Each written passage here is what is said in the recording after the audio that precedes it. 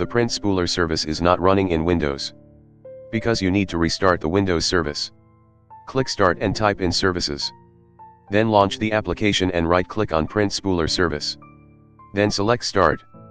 Now double-click on the Print Spooler. And click on Recovery tab, then select Restart Service for all of the recovery options.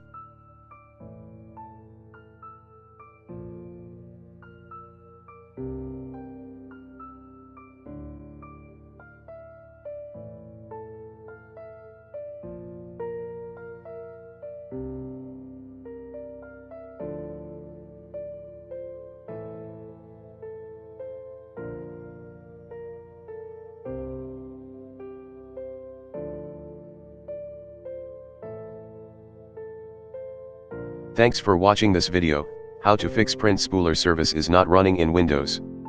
If you have any feedback, please comment it below and hit the like button. If you found this video useful. If you have time, please subscribe to my channel.